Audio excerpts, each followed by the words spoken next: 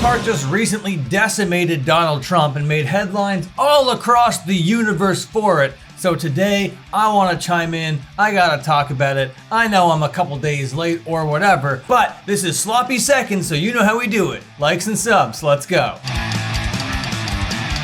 You know what you're looking at right here? You're looking at a lifelong South Park fan. Ever since I was a wee little lad, I was a massive fan of South Park. There was a time where it was like the most popular thing in the world. It was them and the World Wrestling Federation, and their merchandise was everywhere. There was a South Park shirt in this shop. There was a WWF shirt in this shop. Suck it over here. And oh my God, you killed Kenny over there. You couldn't escape it, and I was hooked. Hook, line, and sinker. I loved the WWF even before this, but more importantly and poignant to this story here, I fell in love with South Park right away. But it was very vulgar, it was very crass, and it was on very late when I was very young, so my parents weren't necessarily so chill with me watching it.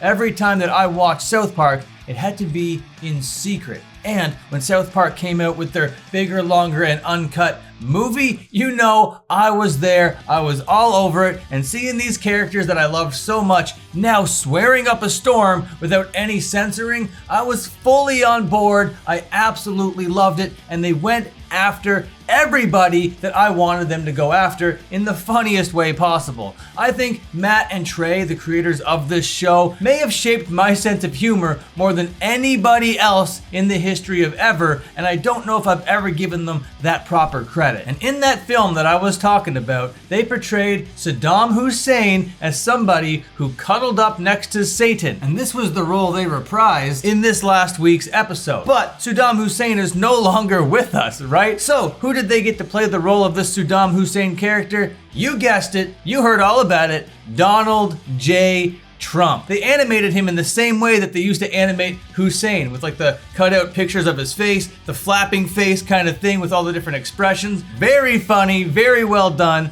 executed with the exact same voice and everything. The episode starts as Cartman is waking up to start his day, and he likes to turn on the radio to make fun of the woke libs. And he is shocked to learn that his favorite place to go do that has been canceled. NPR has been vanquished from the airwaves, and Cartman is absolutely rocked by this. He thought listening to lesbians, wokies, and Jews complaining in the morning was the funniest way to start the day. And now that has been taken away from him, and woke is dead. What is Cartman gonna do now that woke is dead? From a typical standpoint, you'd think a guy like Cartman would be ecstatic that woke is dead, but they subvert that expectation in the funniest way possible, because now Cartman knows he's no longer special. He no longer has the right to the ego that he has deep within him, because everybody else is now just like Cartman. So now what's Cartman gonna be like when everybody else is just a Cartman? He needs to feel special more than anything else. So the episode plays with him wrestling with that, and I think that is a very cool way to go about the whole Cartman character in this plotline. But what makes this episode so poignant and so timely and so relevant is because of the company that just paid $1.5 billion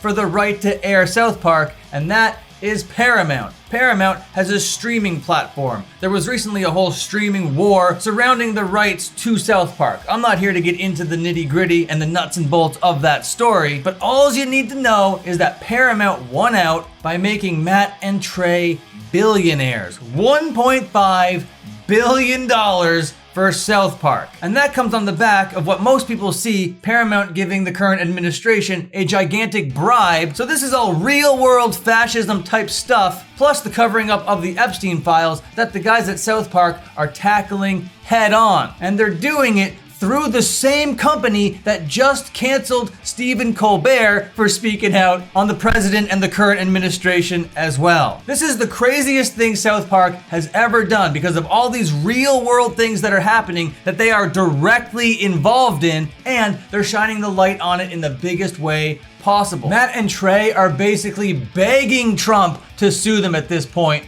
just to make a point. Trump hasn't responded with a lawsuit, but the White House has responded with this following statement. This show hasn't been relevant in over 20 years and is hanging on by a thread with uninspired ideas in a desperate attempt at attention. And I'm here to tell you folks, that is cope. $1.5 billion is what was just paid to South Park. They are more relevant now than they've ever been in the history of their lifespan, and they've been very relevant for a very long time. In the episode, since Woke is dead, PC Principal faces an identity crisis. He's still going to be called PC Principal, but this time it's going to be Power Christian Principal. The whole world is changing, and all of South Park are realizing that this is wrong and not right, and they band together. In a very rare occasion, everybody in South Park is in agreement that the guy in the White House might be the most dangerous, dumbest guy to ever be in the White House. And during the whole PC Principal story arc, he's bringing Jesus Christ into the schools.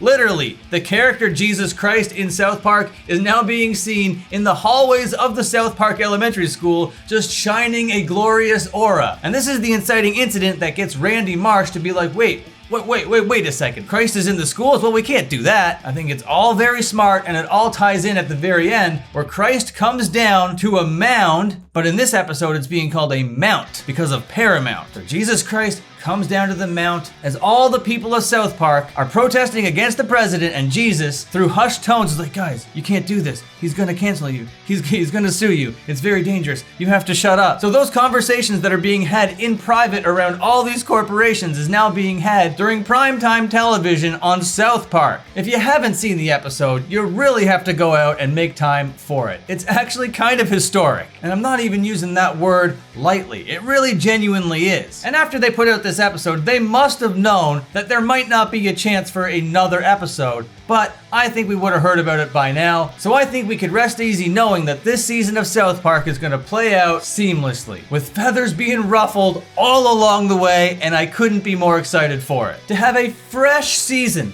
27 of South Park in the year 2025 is really a glorious blessing. Now, Matt and Trey, all eyes are on you. How are you going to execute this? Everybody's watching, but most importantly, thank you for watching this video. Okay, goodbye, see you later, and have a good one.